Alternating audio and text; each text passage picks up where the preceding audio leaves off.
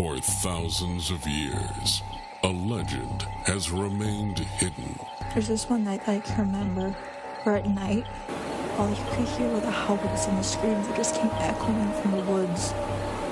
Of a beast that only lives in folklore. I turned around, and that's when Bigfoot, Sasquatch, whatever you want to call it, walked out of myth and into reality. A creature believed to be the missing link between humans and apes. I have absolutely no doubt in my mind that what I was looking at that day was not a human. Are these animals real, or a part of our imagination? Find out right here on Sasquatch Diaries.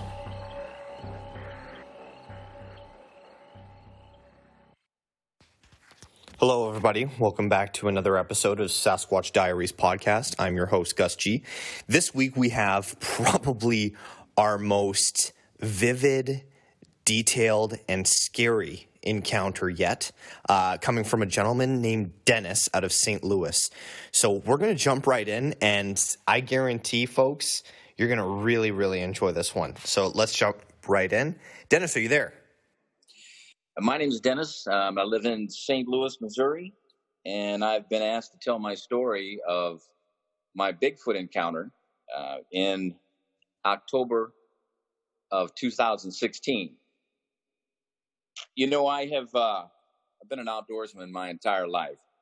Felt very comfortable in the woods, no issues whatsoever. And, you know, we've got some large predators here. They're, you know, black bear. There's a resurgence of puma in Missouri again. But, you know, it's really nothing that would shake you, you know, a seasoned person to go out into the woods. It wouldn't disturb you. In October of 2016, I formed a 2-day hike. Prior to that, I'd been soloing for years and years. I've gone into areas that I probably should not have gone into by myself, but I did. And then in 16, or perhaps it was 15, my brother-in-law gave me a call and asked if he could train with me for a major hike. He was going to hike a multi-day hike in Alaska, Crow Pass, and then pack raft down the Eagle River. And I had been training for Desolation Wilderness in California. I said, there's a trail here in Missouri, and it's only 14 and a half miles, but it is, it's not a real physical trail. However, psychologically, it will tax you. So it's a good trail to practice. So we started practicing on this trail, and that in itself is a story. But we decided that we would tackle a rugged section of the Ozark Trail. This is something I had been wanting to do for a long time. I'd had taken other sections, but this one in particular was rugged, and there were a lot of peaks. You know, we have mountains here, but they're not big mountains. They're not like Colorado or any place with 14ers or anything like that. I mean, I think our highest point in Missouri is about 2,200 feet. But when you put a bunch of them together, I mean, it's a challenge to get through. So we had planned a 2-day backpack trip through a section of the Ozark Trail in the St. Francis Mountains. It's one of the oldest mountain ranges in North America. So I was pretty excited about it. I thought initially that it would be he and I. However, he called me a couple of days later after his initial call and asked if his daughter and her girlfriend could join us. And I said, sure, why not? So we planned out the trip. We got our maps together. I had a topographical map, topo maps looking for water because the section was long. It was going to take 2 days. So I thought it would be best to find a place to replenish our water on the first day and make camp.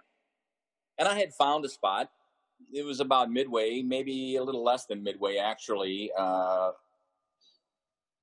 of the section that we wanted to do. And so we got all the gear together.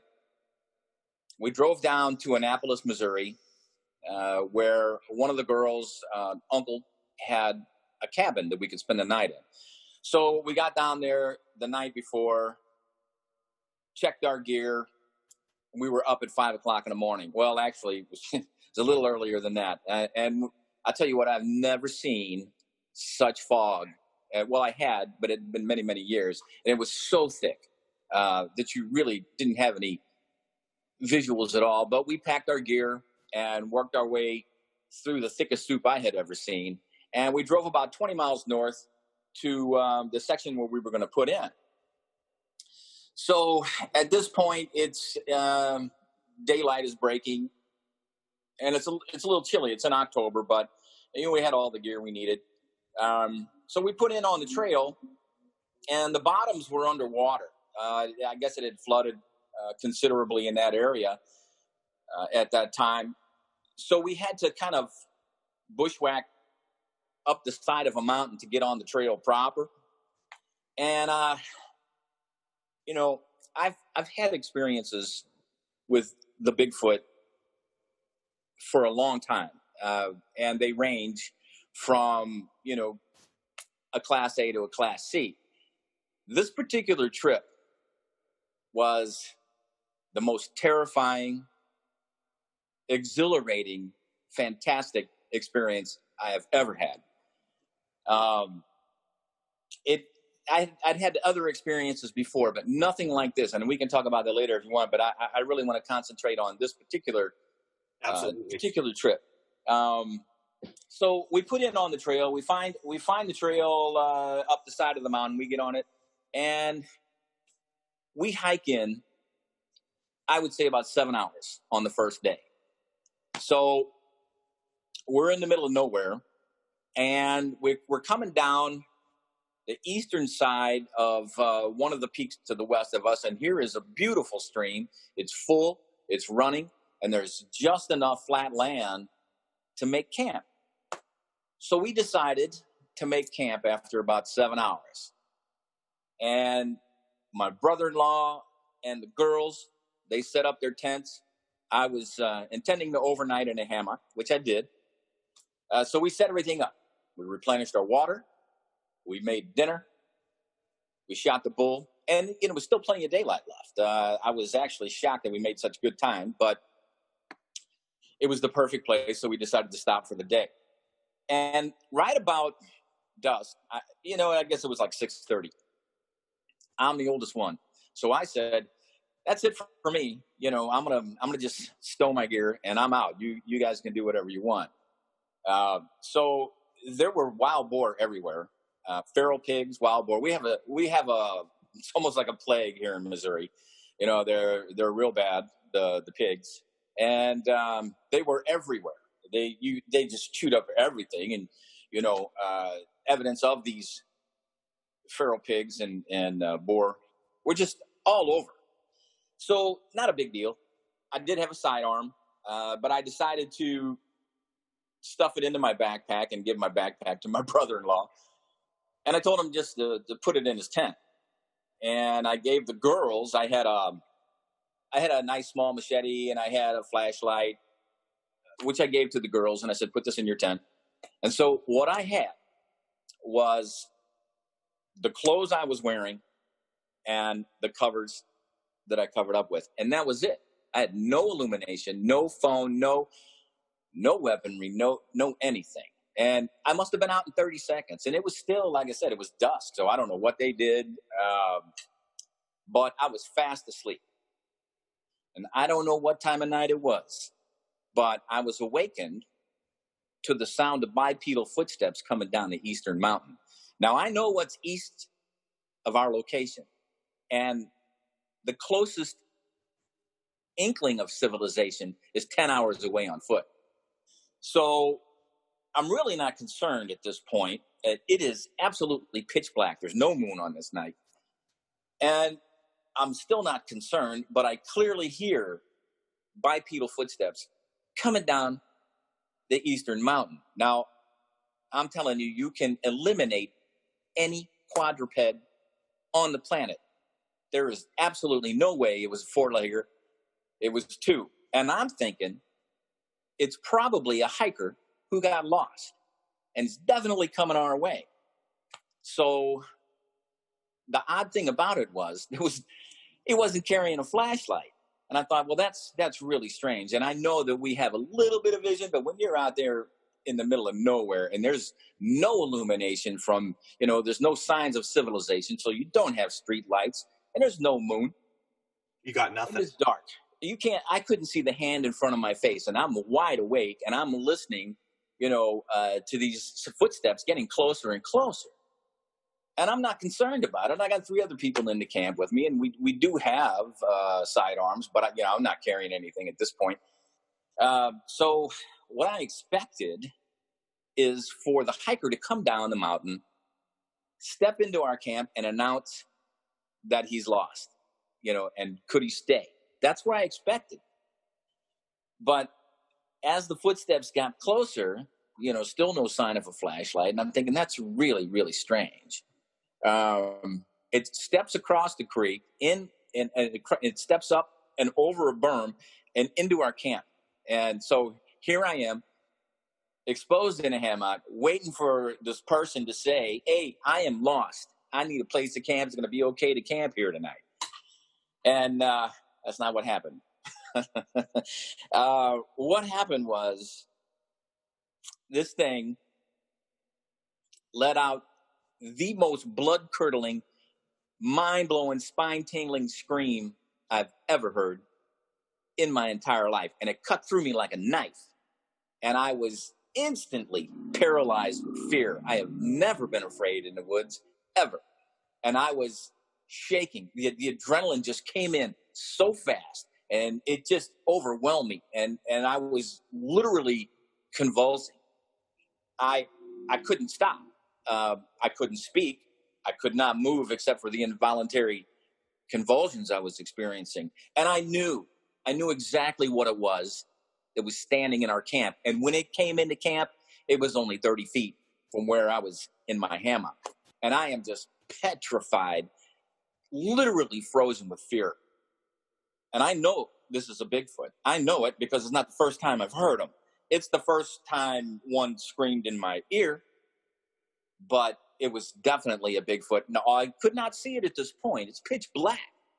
But it started to, and once it started screaming, it never stopped. It picked up a rock and it's banging it on a tree and just slamming against this tree.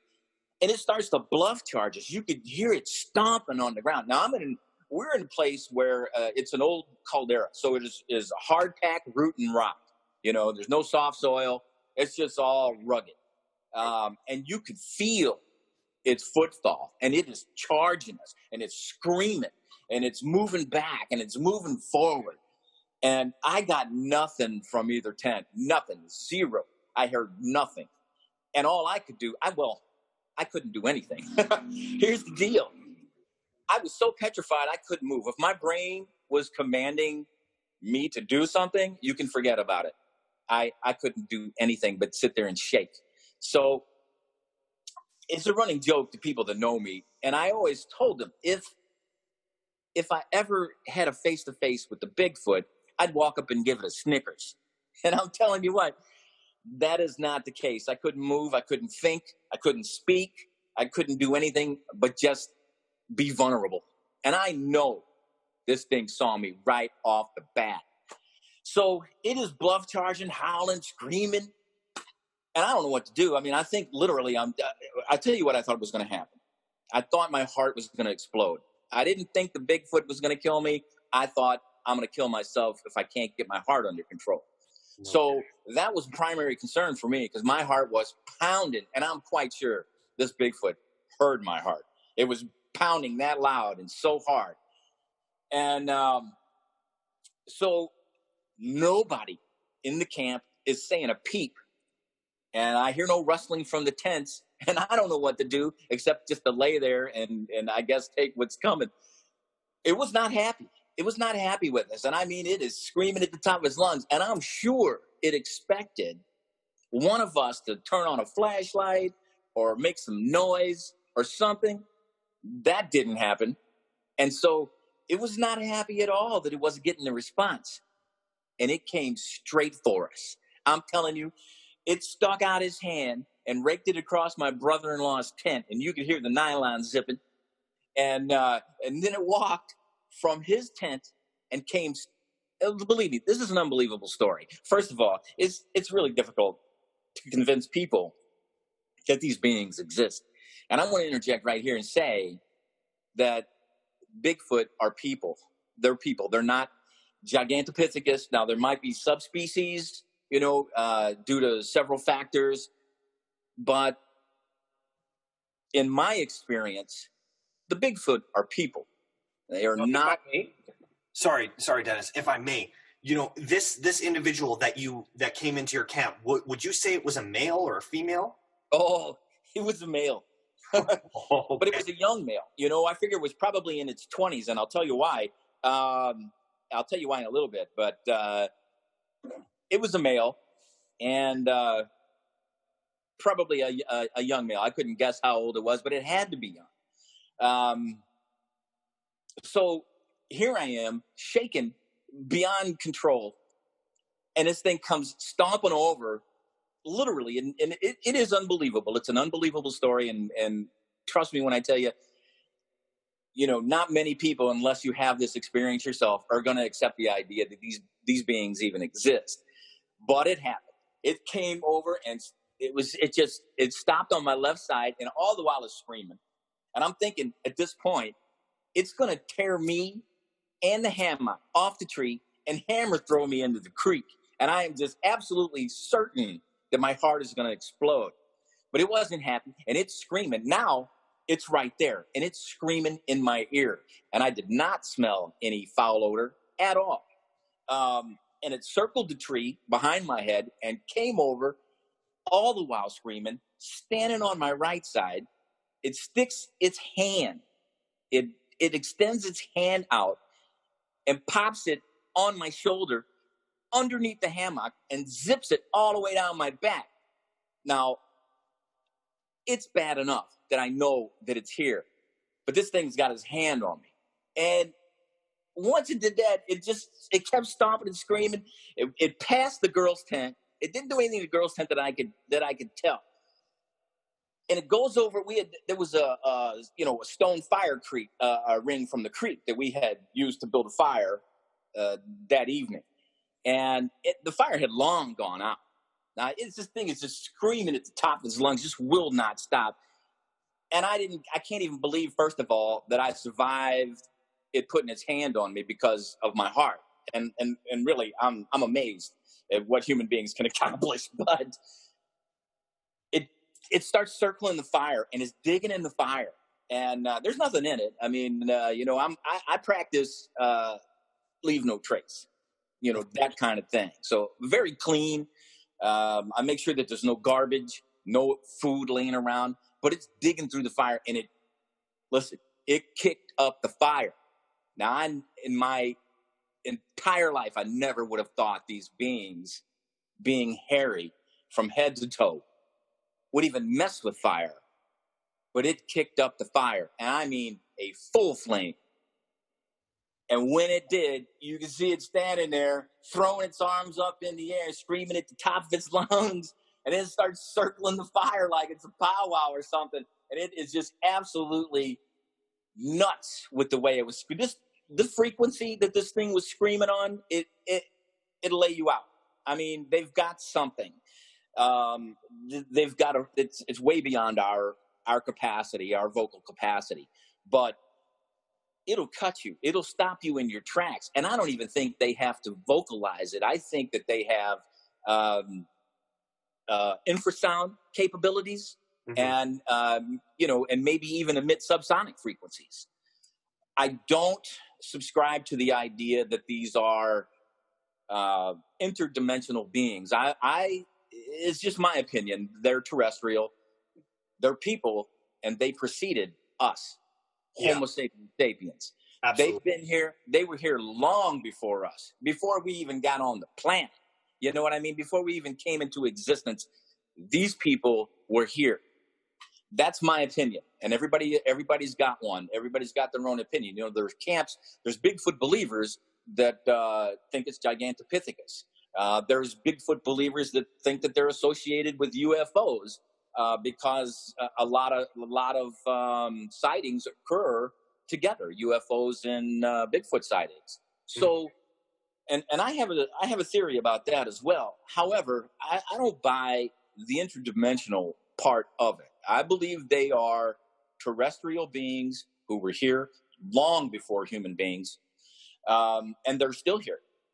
You know, every year we discover some new fossil that, and they have to classify it. It's a new classification. You got Denisovans, you got Naledi, you got Floresiensis. You know, they're small, but those are small ones.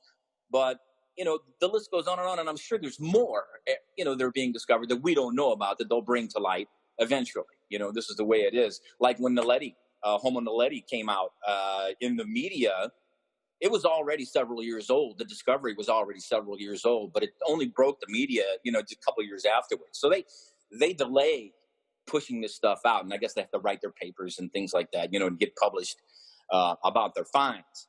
But anyway, this thing is circling the fire. It is absolutely massive. It is, it didn't have it was ripped to shreds. What can I tell you? There wasn't an ounce of fat on it. Well over 7 foot tall, screaming at the top of its lungs, black hair, black face, and a quite human-looking face. I got a friend who looks a lot like the one that I saw, But anyway, and it never stopped screaming. It circled the fire for a bit, throwing up its arms, screaming, stomping around. It goes back to where it came into camp, goes down into the creek, and stomps up onto the western mountain. And it was heading west.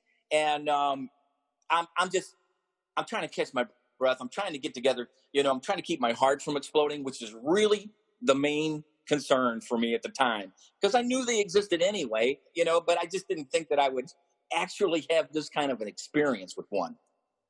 Right. So I'm trying to get my heart together. This thing's all the way up at the top of the western mountain, and it's still screaming. And all of a sudden, on the backside of the eastern mountain, 2 big adults start wailing. Those long wails that they do? Mm-hmm. And I'm thinking, oh my gosh, there's 2 more of them. And I am, and all that fear that I just experienced came just rushing back with all the adrenaline. And I'm really trying to check myself physically because I'm not having a good time.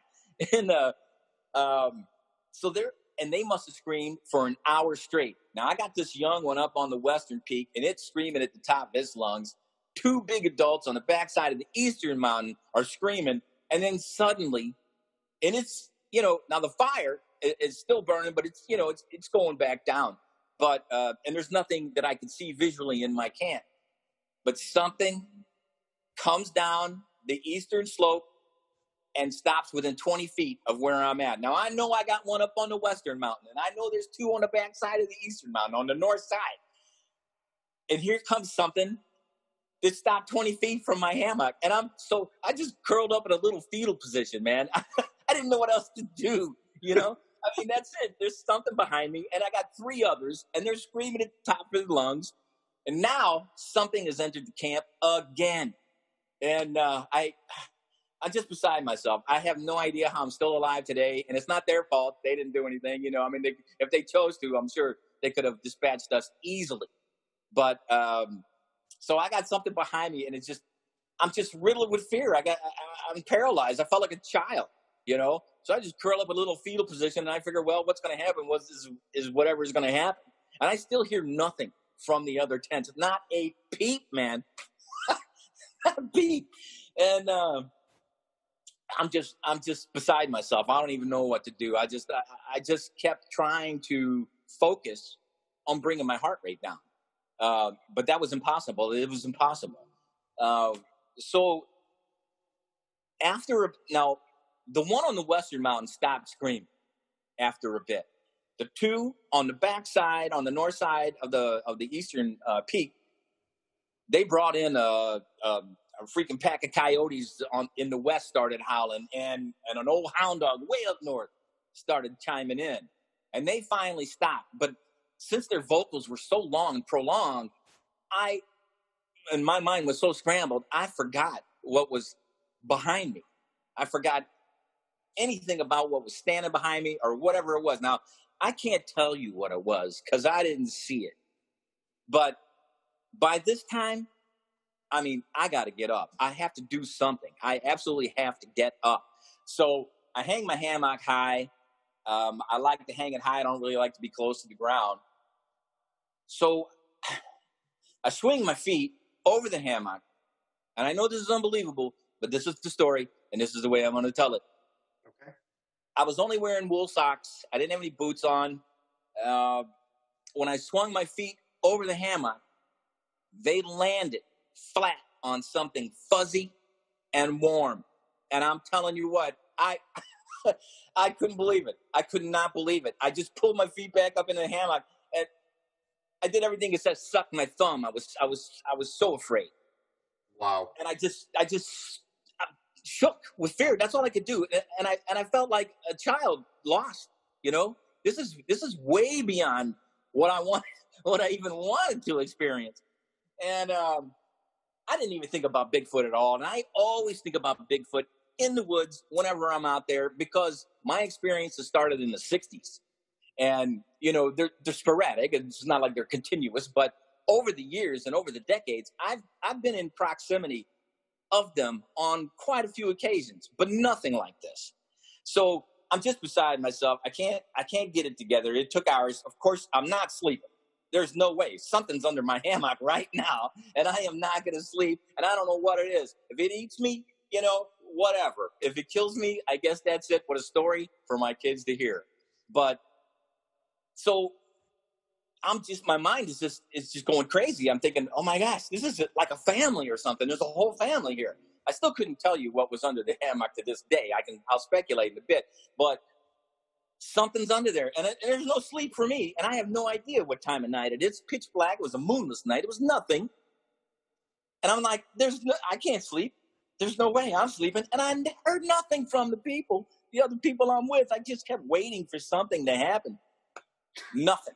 And so all night goes by. The ones on the north, on the backside of the eastern mountain, they stopped screaming. The one heading west, I guess it continued to go west. And I'm just thinking to myself, please don't come back. Please don't come back.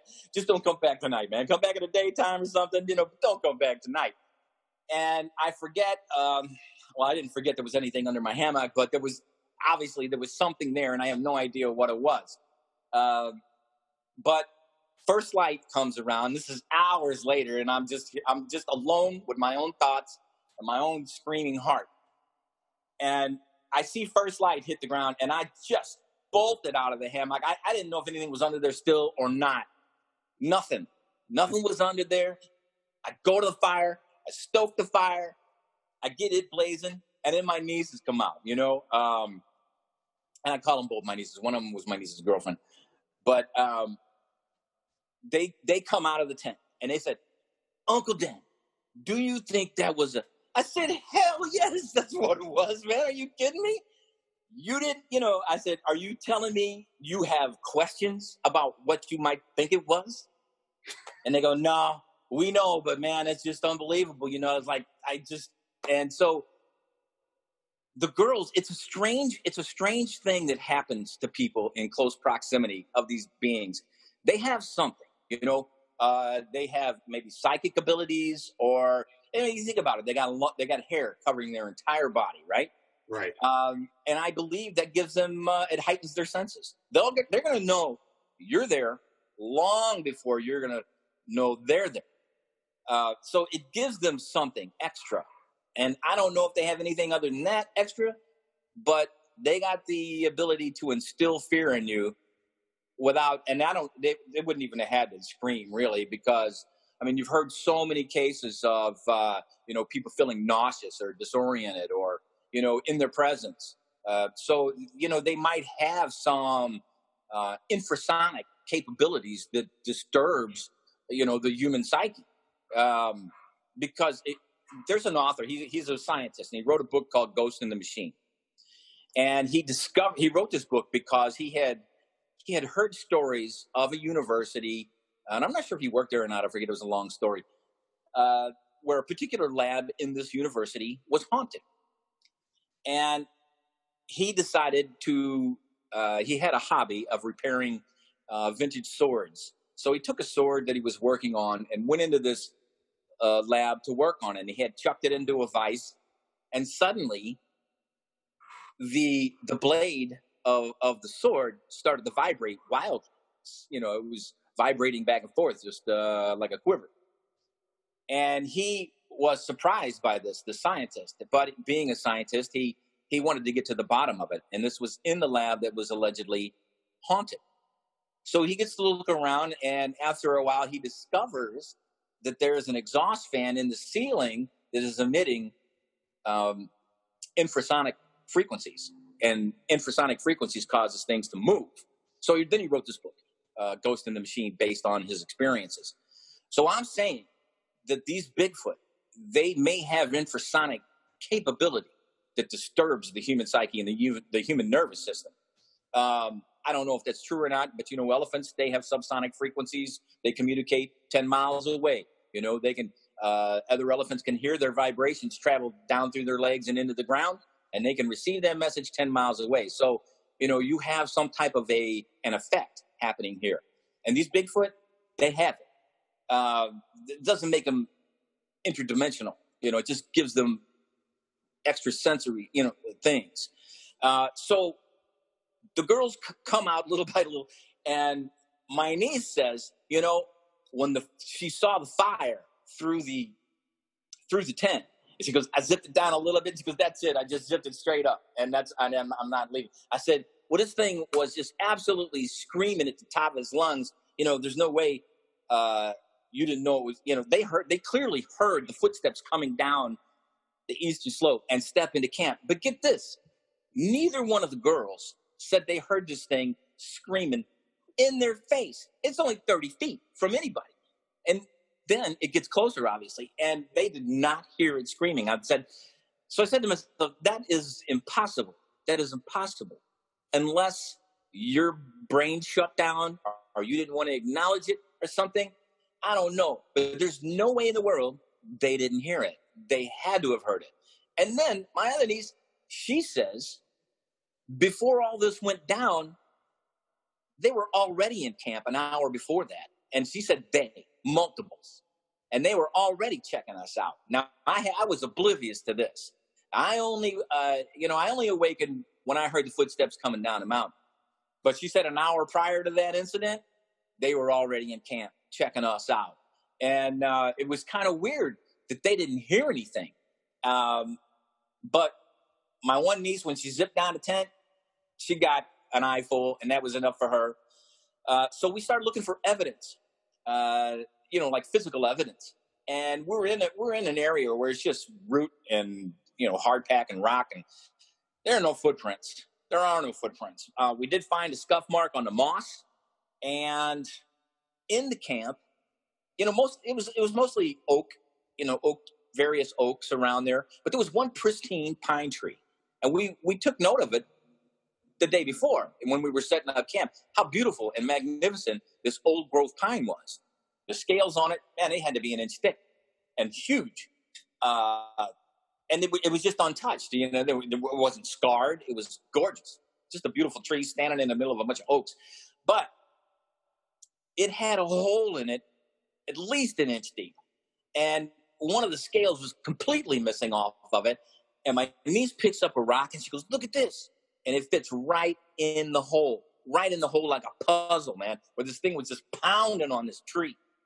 And I don't think there's a human alive that could damage, a living tree like that, especially an old growth, massive tree with thick bark, an inch thick, unless they had some kind of an implement. But these things are so strong. I mean, I always said, you need to be humble when you're around these beings, believe me, because you're going to have to check yourself if you think you're going to do anything, because I guarantee you're not. you're not going to do anything. You're not going to shoot one. I mean, there's people that claim to have shot one, and I'm sure they have been shot throughout history. I mean, you've got stories, some famous stories that have accounts of historical personages, encountering a Bigfoot, and maybe shooting one. And I'm sure that has happened. But in today's society, I'm telling you something, they reign, not society, in the modern world, out there in their territory, they reign supreme, and I don't know anybody that would want to shoot one anyway, because they're people, and that would be tantamount to murder, in my opinion.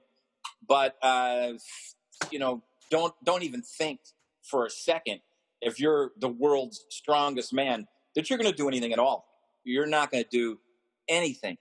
Yeah. There's no way you could. They're massive. They're ripped to shreds. They eat raw game, for crying out loud, man. There's no fat on them at all. Mm-hmm. You're not going to do a thing except, whatever they wish to do. And that's it. Anyway, we didn't find any evidence except for the rock and the big hole in the tree. And my brother-in-law finally comes crawling out of his tent. And I said, man, you better start talking. And he said, I'm not saying anything. He was, the only thing I'm saying is that something raked its hand across my tent last night. I said, yeah, hand being the operative word. There was no black bear, no deer, no puma, no feral pigs, no boar, you name it, no coyotes. Forget about it. You can just forget about a quadruped. No way. And so the only thing, and that's all he said. Hey, something, raked his hand across my tent last night, and was very calm about it. And I don't know how anybody can be calm. I have no idea how he can be calm after an experience like that. And I know he must have been awake. You just cannot. How can you not be awake? But what gets me is this unusual phenomena of people hearing or not hearing, one of these beings in your presence when they are in fact screaming at the top of their lungs, and they didn't hear it. It's like, okay, that's really strange, but it's not the first account where that has happened. In 2018, I had been soloing an area out in southeast Missouri. I don't know, about 4 or 5 years prior to that, and almost immediately when I started hiking this area, it's beautiful.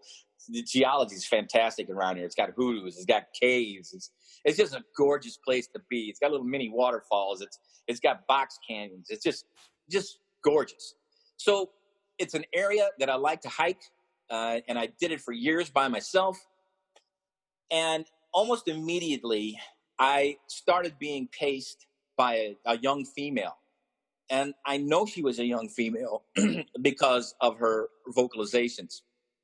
It's not my first time that I heard these female calling, but I knew she was young, and I photographed her footprints, and they were in the range of a human spectrum. But let me tell you, there are no humans that run around barefoot in this area. But so based on the footprints and the sound of her vocalizations, I knew she was a young female, and I mean really young, juvenile. And I smiled to myself. I thought, and I never saw her, but I'd be on the bottoms, walking the bottoms, and she would be pacing me up on the ridges, and she would be vocalizing, which was a elongated woo, like elongated woo sound, very soft. And if you really didn't know what you were hearing, it might just pass you by. But I had to chuckle every time I heard it. So, years go by, and she makes herself known vocally almost every time that I'm there. And it's not just me. I think this young female is a very, very curious Bigfoot. She must be curious about people, and I cannot be the only one that she's ever paced. But then I meet my wife years later, and I tell her that there's a female Bigfoot in this area. And she said, well, I want to go hiking there with you. So in 2018, I take my wife and my youngest daughter on a hike through this area.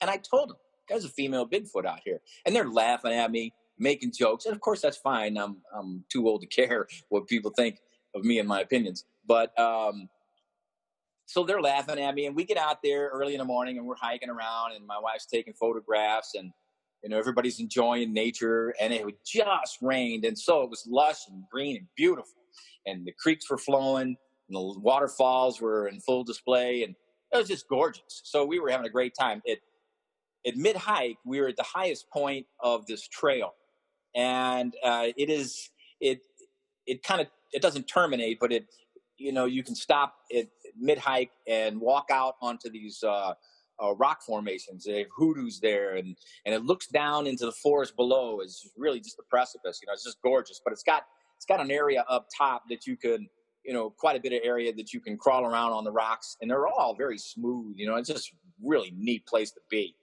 And I'm setting up a hammock, and the girls, they're looking out into the forest below when they both turn around suddenly at the same time and look back at the forest behind us. And so I said, "What did you hear?" And they said they heard tree knocking, which is, Bigfoot are known to tree knock for one reason or another. And I said, "Well, that's really strange. And here's another example of how it affects people. I did not hear her knocking on the tree, but I most definitely heard her vocalizations." And I told him so. And I said, "Look, I didn't hear her tree knocking, but I believe every word you're saying because I heard her. And you didn't hear her calling?" And they said, "No." And they're laughing, right? They're laughing at me. Well, it's okay. You can laugh all you want. You heard the tree knocks, but you're not going to accept that, but that's all right. So we spent a little time up there, and then we continue our hike. And all throughout the day, my wife's taking photographs, and we get down on the bottoms, and there's all these beautiful creeks and waterfalls, everything down. So she's snapping away. And make a long story longer, we get home, and she didn't really view the images right away. And so several weeks later, I'm at work, and she sends me a text with a couple of photographs. And her text says, "I'm sick to my stomach. I'm nauseous. I think I'm going to puke."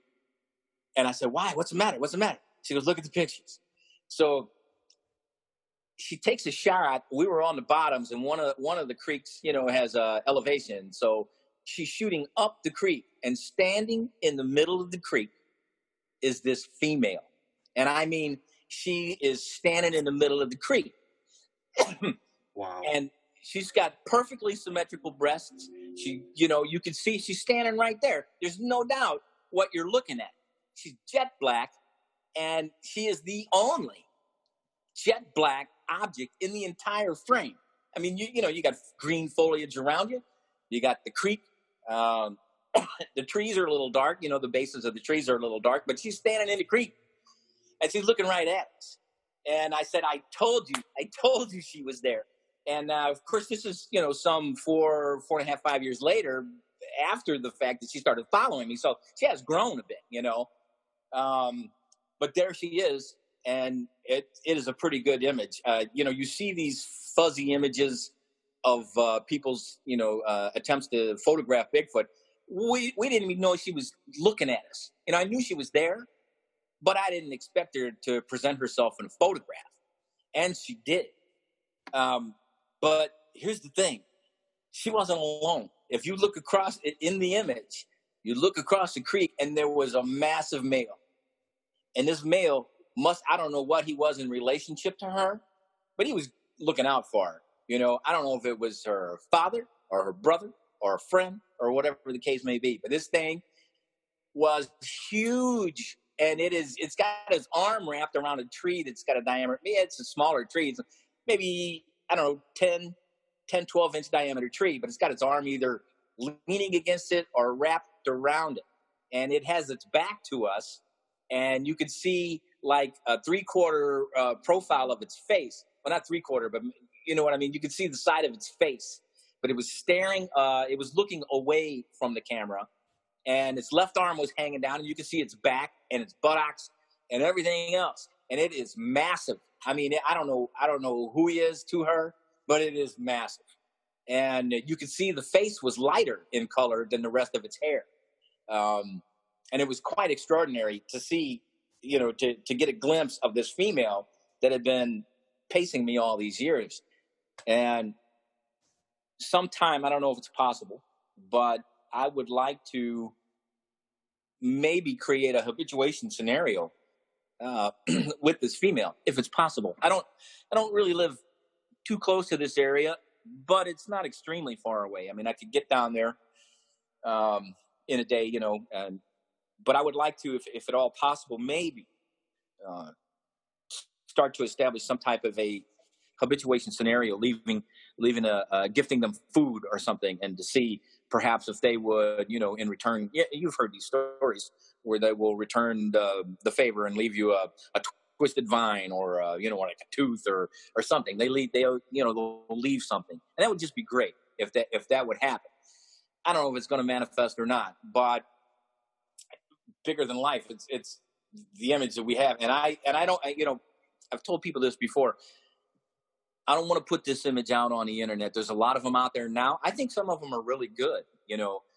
However, it's not for me to try to convince people that these beings exist. They exist 100%, and it's good to have a skeptic, because all the skeptic is someone who's never had an encounter.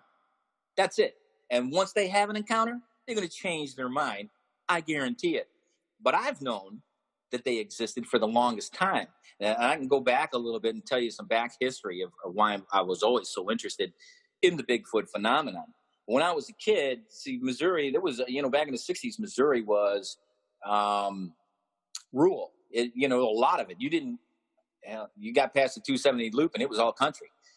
So, I had a lot of family members who lived in these rural areas of Missouri, and I got to spend the whole summer with them all the time.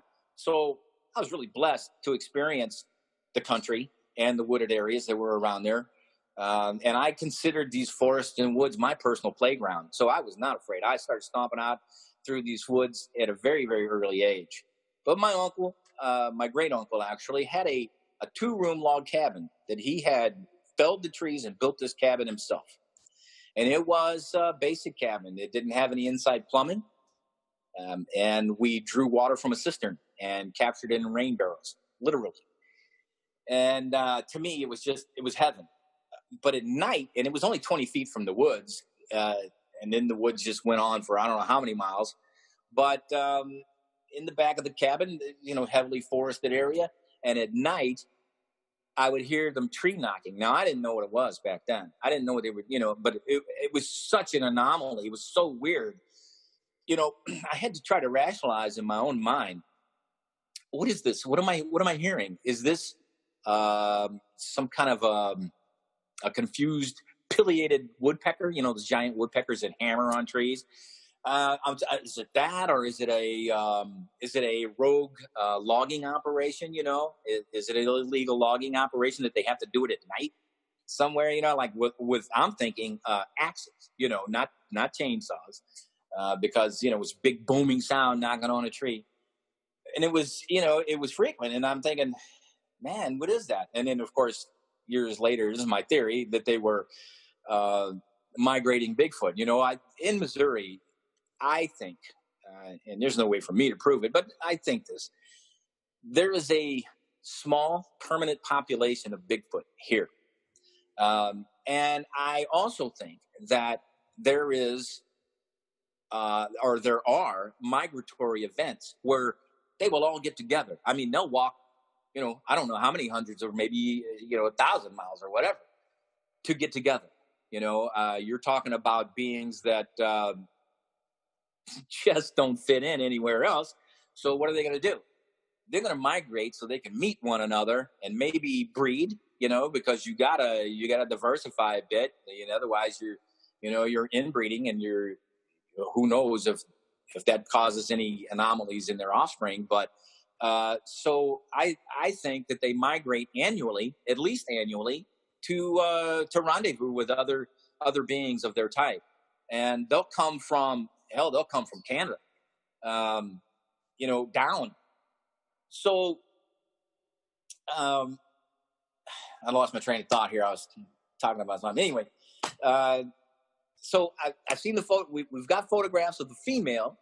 The big young male in your face was just extraordinary encounter. I would go back to this area, but I think I would have to have people with me. To be honest with you, I'd have to have other people with me, and I would not want to shoot it. I wouldn't want to, I would just like to see one in the daytime, because when you're out in the middle of nowhere, when you are a minimum of 7 hours on foot into the wilderness, you got nowhere to run. Not that I could have run, but you're not getting out, so you might as well just be humble or have somebody with you or whatever the case may be. And I would love to go back there again. I don't know. Here's another story. Back in '72. I was indirectly involved with the Momo sightings here in Missouri. I don't know if you know the story of Momo here in Missouri. Go ahead. No, I'm not. I've never heard of it. What is it? Oh my gosh, viewers, check this out. So in July, all right, even in the '70s, a lot of the area was still relatively rural. There were a lot of farmers and agriculture, going on outside the city limits. And in up north from us, there's a town called Wentzville. Well, back then in '72, it was still country. I mean, you had farmers. You had, they had cattle, they had pigs, they had chickens, they had, they had corn or whatever crops they were growing at the time. So quite country. My uncle lived in this old 2-story farmhouse, and he had some chickens, worked for a poultry company. So I would also spend summer months out with them. My sister and I, we loved it. We just couldn't get enough of it. In '72, there was a national media event, and it was, the story was of a creature that was spotted along the 79 corridor, which is a 2-lane blacktop that parallels the Mississippi, north and south. Well, up north in Louisiana, Missouri, someone, more than one person actually, was confronted by a Bigfoot. But nobody used Bigfoot. Nobody knew what the term Bigfoot was back then,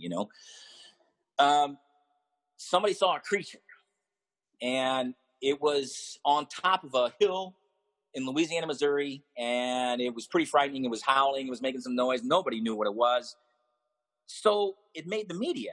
But what people don't realize is, and really the media only concentrated on this one area. But what did not make the news was I'm sure many events, but on my uncle's farm that night, my sister and I, my cousin, my aunt, my uncle, we were all sitting around the kitchen table chewing the fat, and the chickens started going absolutely crazy. So my uncle goes to check it out, goes out the back door, the kitchen, the door out the kitchen, you can walk directly to the coop. And so a couple minutes later, he comes in sweating bullets. And it's July, but it's night. It's like 10 o'clock at night. And he is white as a ghost. Now, my uncle was Spanish and very dark complected. And he was absolutely pale and sweating. And his eyes were so wide. And I said, "What's the matter, man?" He goes, "Some kind of a creature. It's huge." He said, "Over 7 foot tall, got his arms thrown over the coop trying to get at the chickens. Put the flashlight on it, turn around and look at me because it had like the face of a man. It was white. It had white hair about 4 inches long." And he said that he turned and looked at him. When I looked at him, it bolted down we had a gravel driveway. It bolted down the driveway and momentarily dropped down on all fours. And when it reached the 2-lane blacktop, it stood up, crossed the road, jumped the barbed wire fence with the grace and agility of an Olympic athlete, and made a diagonal path through the cornfield and into the woods. So he's sweating bullets, telling this story. So we grab a couple 30-30s and we go after it. Now, I have no idea what this thing is, right? He said it's a creature or something. And sure enough, man, the corn is just blown out. It's just like, it was like almost like it was laid out, man. I mean, this thing was just bolting. And it went into the woods. So we went in after it. I went into the left. My uncle goes into the right. And I go in maybe 100 yards, and I put my back to a tree, and I'm trying to listen for anything that's going on. And I hear nothing. In fact, I don't hear an insect. I don't hear a cricket. I don't hear any frogs. I don't hear nothing. So that was kind of creepy in and of itself. But I'm out there about 45 minutes, and I hear my uncle finally calling me, and I work my way back up to the field where the corn was. And I asked him what he did. He did the same thing I did. He walked in and put his back against the tree and listened around. He said he saw some prints, but he was afraid to go in any further. So we went back to the house and we told the story. And, my uncle was always a prankster. And my aunt thought that he was, just pulling one of his pranks. So I believed every word he said. Although I didn't see the creature at the time, I believed every word he said. So years later, you got, decades later, actually, you got Lauren Coleman writes this book, Bigfoot, True Story of Apes in America. And it is a section on the Momo sighting. And it was the same time. It was July 1972. And he talks about the Momo sighting. Not only does he talk about the Momo sighting, but over in Cairo, Illinois, just south of our area in southern Illinois, in July of 1972, someone saw a white one.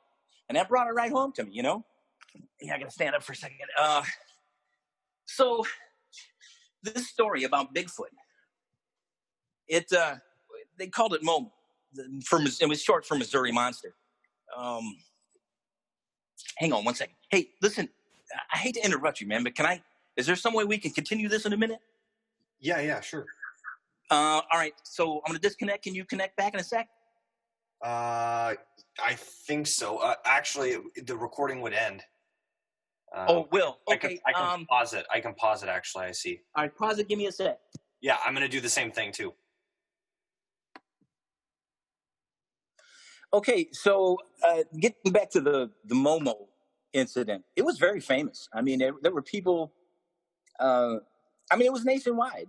There were a couple of girls were on a lookout point off of 79 up around Louisiana, Missouri, in broad daylight when this creature comes out of the woods and literally is shaking their car. And they were in a Volkswagen Beetle.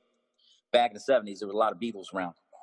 But it scared the hell out of them, And so there were reports of red ones, black ones, brown ones. Nobody in the media said anything about a white one, which is what my uncle saw on his farm in the night that we went through the woods looking for it. Until I read Lauren Coleman's book, Bigfoot, True Story of Apes in America, I had never heard of another person encountering a white Bigfoot. But there it was in print. So it was huge. It was a huge media splash. But there were farmers, the farmers, they don't talk to the media a whole lot back then. So we started talking to the neighbors before the media broke, and they said that their livestock was missing. Their animals had been, some of them had been torn apart. And this was all in the month of July of 1972. The idea that we saw, my uncle saw this white one, and nobody else reported a white one, which was okay with me. They have different colored hair, the same as humans do, same as Homo sapiens sapiens do. I think they're human. I think what we need to do is broaden our perspective of what it is to be a human, because they were here first. And if you look at accounts of all the tribes in North America, they all had names for them. Hell, they traded with them. Up north, they got all kinds of, you got Zanuqua up in the Northwest.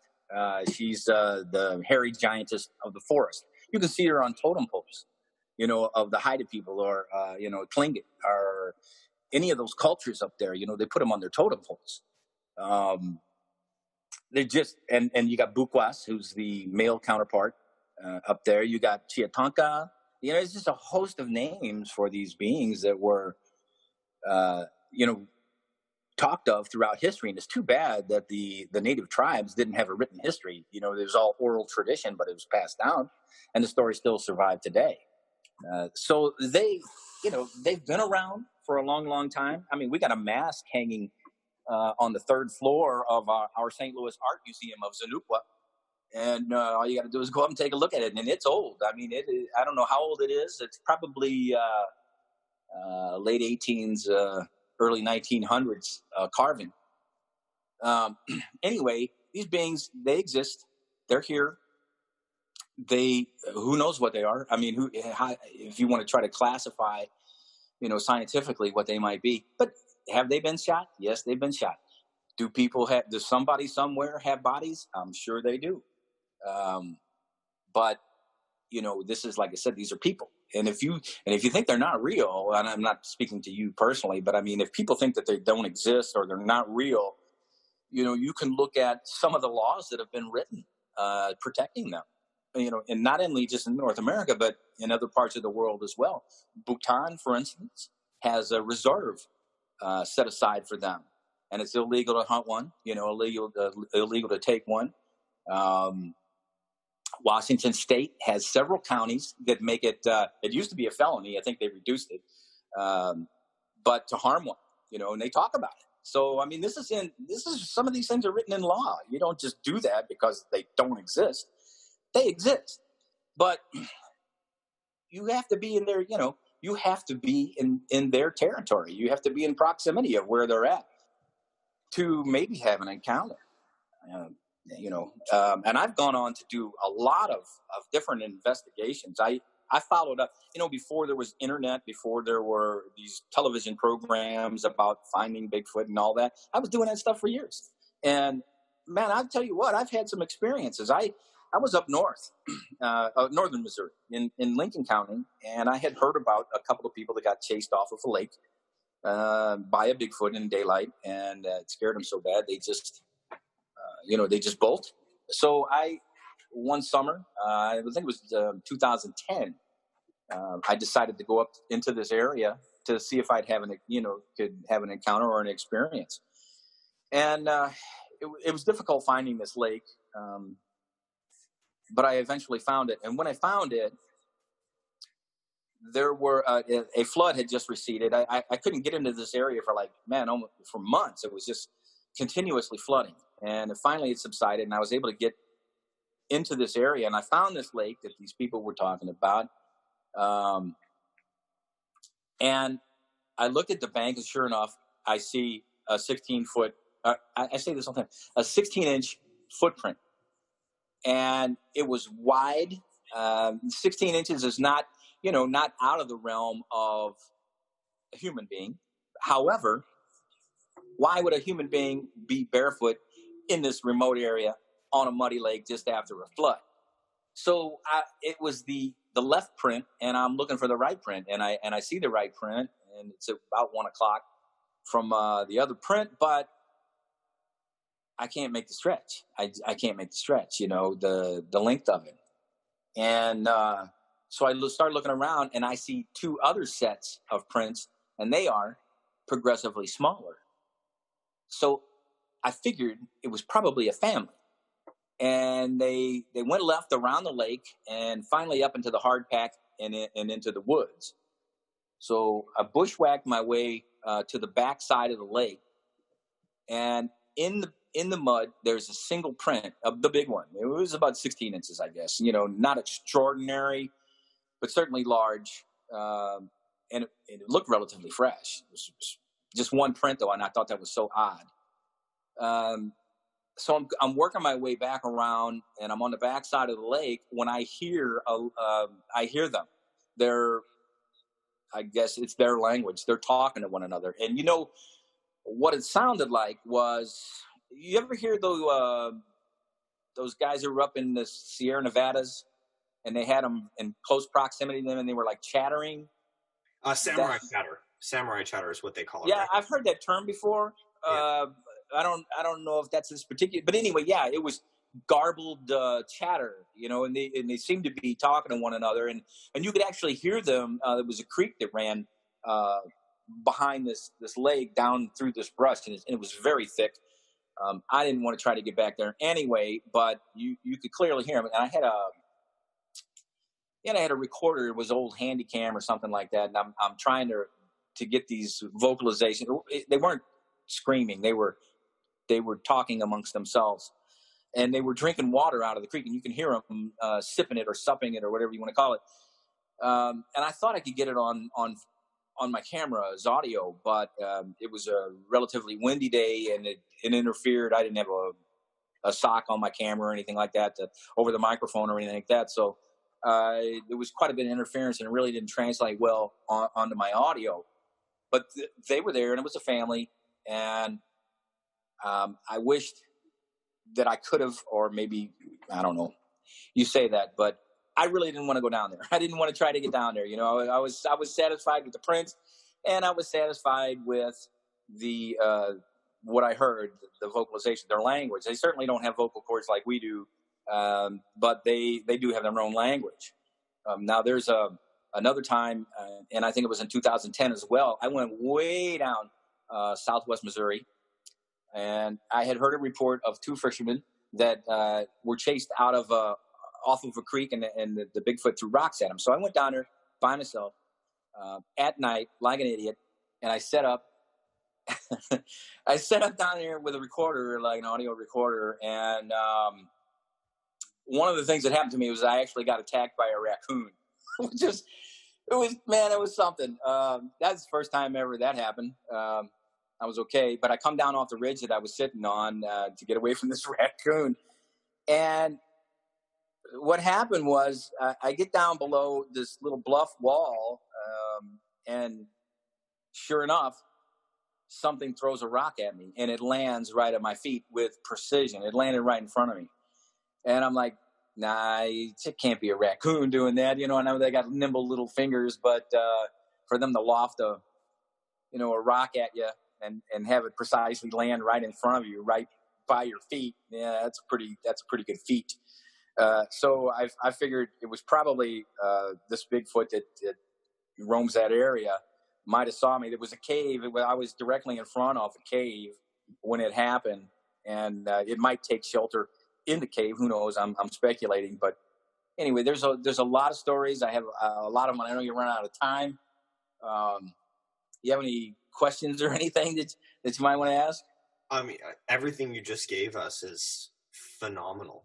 I'm shocked at the level of detail you had with the encounter back in 2016. And if it's okay, I want to ask you a few brief questions before we cut this conversation off. But sure, I'm absolutely blown away that this creature, came into the camp and it stomped its feet, and it sounded like a 5-year-old throwing a tantrum almost. Okay. Oh, I'm glad you're bringing that up. Let me try to give you my theory. Okay. So we're in its backyard, right? It probably does this as routine, comes this direction to get a drink from the only water source for the next 10, 12 miles west. There's no more water, So it probably uses that very spot to stoke up on the water and then continue wherever it's going west. Well, it comes down a mountain, sees us in its backyard, and is not happy, and it's going to let us know, right? Yeah.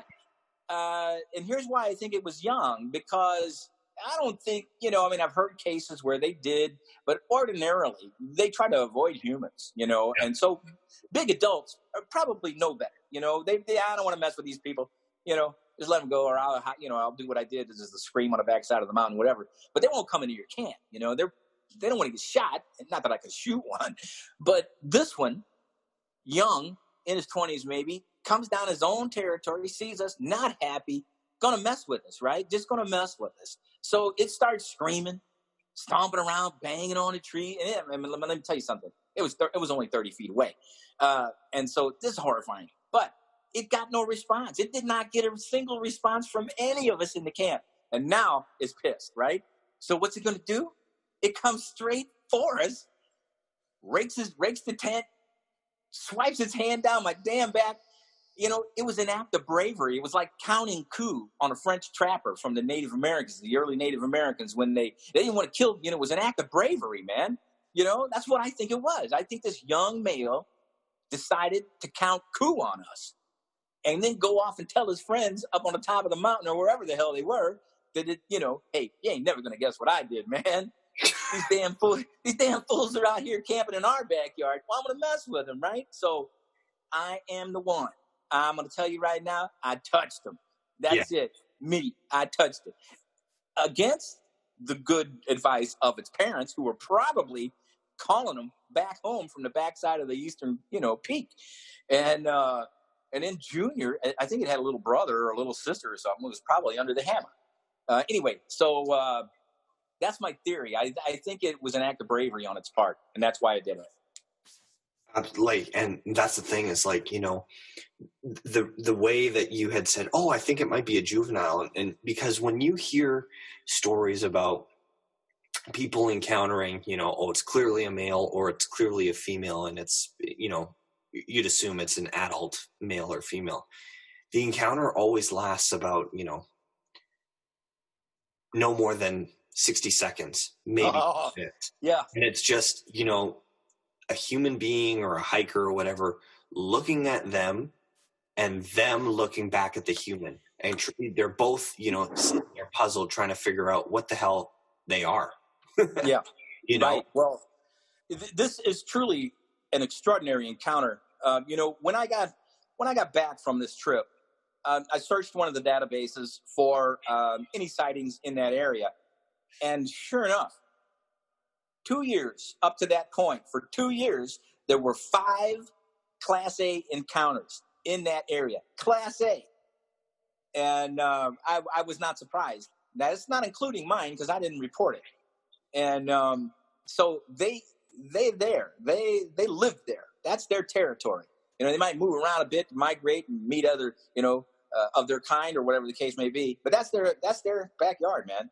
And so, like I said, I think it was an act of bravery on the young male's part. And the female, I just think she's curious, man. I get no sensation of fear. I not one time in the presence of that female felt afraid. Not even with the big, not even after I saw the picture of the male. I'm still going back there. It's so anyway. No, yeah. And I've got other tales. If you want to tell them a little later date, we can do that again too. Yeah, absolutely. So let's do, if you're okay with it, Dennis, we could do a 2-part series if you'd like. Yeah, I mean, we could. Is it possible? Is there anything else? I mean, I know it sounds extraordinary, but it is extraordinary, and there's no other way to describe it. Out of all the stories you just said to me, what is like, and I always ask this because I personally have never had an encounter. I've only had heard vocalizations, so I've never actually seen one in the flesh. But when you see one, what's your best way of describing the face? Like, is there a certain, for example, and this might sound weird, is there a certain celebrity that has a very similar type of face or a type of similar to a gorilla, or what do you compare it to? How about Tex Cobb? You remember Tex Cobb, the boxer? Tex Cobb, no. Yeah, look up Tex Cobb's face, man. Okay. And that's what they look like. Well, that's what this one looked like. Okay, and this was the juvenile you're referring to, or the female? No, I'm talking about the male that came in the can. Okay. Except his face was black. Okay, so we'll end it right here then. Okay, honestly, Dennis, I can't even thank you enough. These stories are absolutely fantastic. Do you have any type of social media that we can reach out to you at, or come follow you, or anything like that, or a business that you want to give a shout out to? You could reach me at Third Rock Designs on Instagram. Third Rock Designs on Instagram. I'm kind of a tech idiot, but my wife and I got this thing together a couple of years ago that we do. But I depend on her a whole lot for navigating through the tech world. Dude, listen, I'm a Stone Ager. I should not be in the 21st century.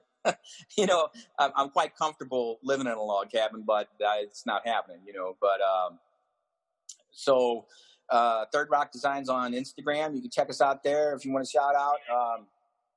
Can I shout out to another podcast? Real quick? Sure. I'd like to shout out to my buddy Bo Kennedy at the Bump Podcast, and thank him for his works. He's got some good works out there, and that's about it, my friend, for today. Awesome. Cheers. So viewers, if you do hear this, please make sure to follow Third Rock Designs on Instagram and check back in a couple of weeks.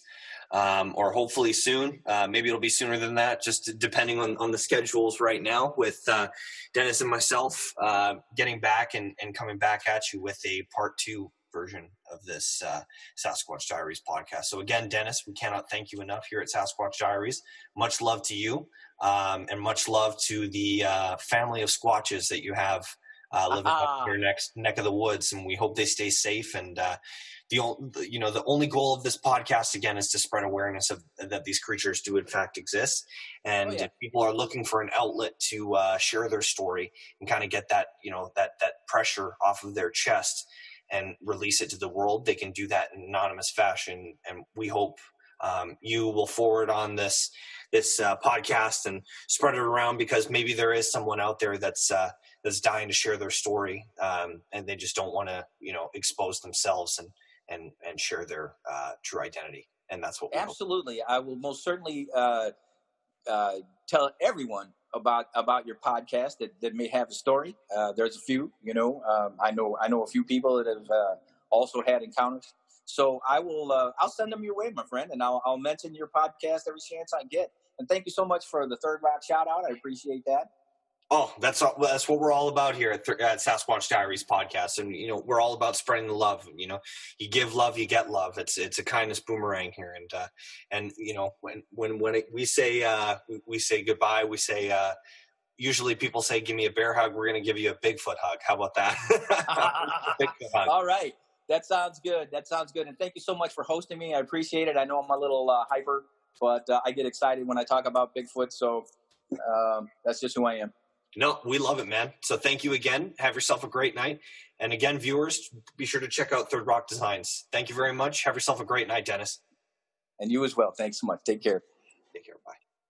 Thank you for listening to Sasquatch Diaries podcast.